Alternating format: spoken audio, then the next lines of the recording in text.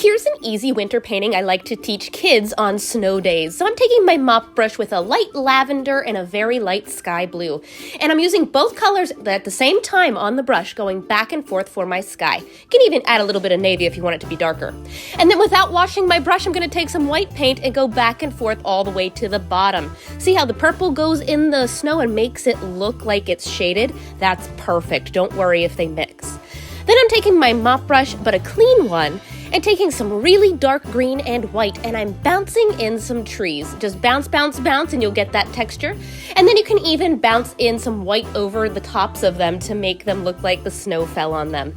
And then, this is optional, but you could take a toothpick and even scratch up into the paint to make some tree trunks.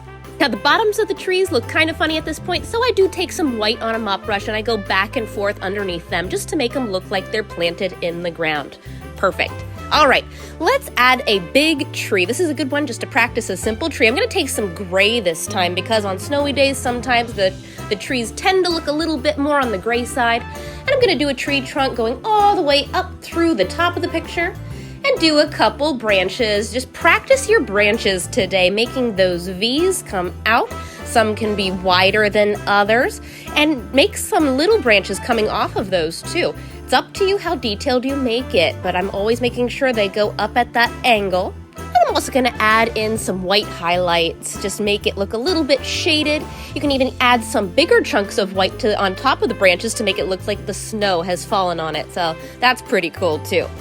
Now, I'm going to make my tree a little bit taller just to see what it looks like, but I do want you to look at one thing. After you do your tree, a lot of people think that you have to keep it on just one side of the picture, but don't be afraid to extend some of your branches going past the halfway point. This actually looks a little bit more natural. So I'm going to add those branches with some snow as well. Perfect. All right. I don't like how tall that tree is, so I'm going back in with a mop brush and some white paint, and I'm going to bounce in some snow over top of it. I even suggest doing that just to any trunk you have, just to make it look like the snow is covering the rough edges. And as a final touch, I'm going to add a large Pouncer moon in the sky. Just press down and pull up with some white paint. There we go.